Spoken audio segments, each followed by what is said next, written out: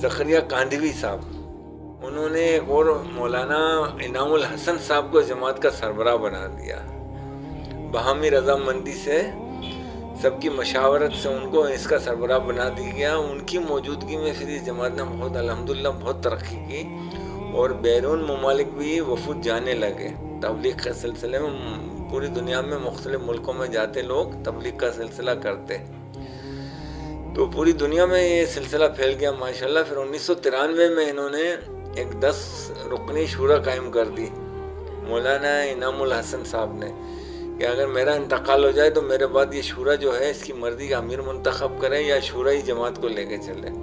1995 میں پھر مولانا انعام الحسن صاحب کا انتقال ہو گیا، اور پھر وہ شورا جو یہ سلسلہ لے کے چلتی رہی۔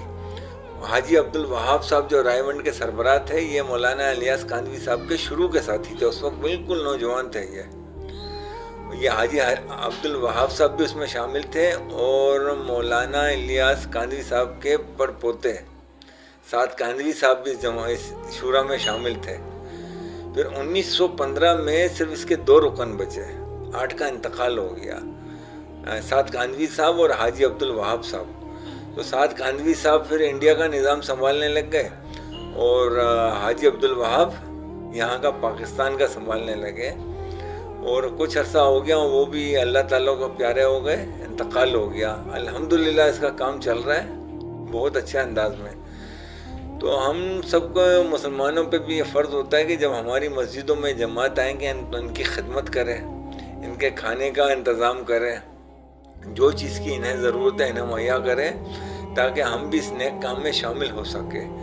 اسلام جو ہے نبی پاک صلی اللہ علیہ وسلم کی 23 سالہ جد و جہد کے بعد وجود میں آیا، پھیلا، عرب میں پھیلا، پھر اس کے بعد پوری دنیا میں پھیلا۔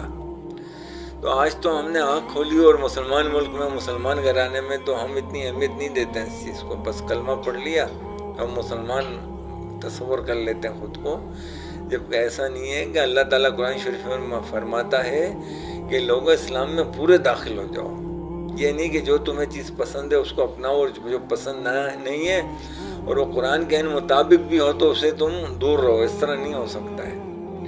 تو تبلیغی جماعت جو ہے یہ بھی قرآن شریف میں اللہ تعالیٰ نے آل عمران میں اس کا حکم دیا ہے، تو اس کے مطابق یہ بنی ہے، تو ان کی خدمت کرنی چاہیے، عزت کرنا چاہیے، اور جہاں تک ممکن ہو سکے ہمیں بھی دین کا کام کرنا چاہیے۔ اللہ تعالیٰ ہمیں قرآن سے کیا حکم ماننے کی توفیق عطا فرمائے، اور نبی پاک صلی اللہ علیہ وسلم کے راستے پہ چلنے کی توفیق عطا کرے۔ جزاک اللہ۔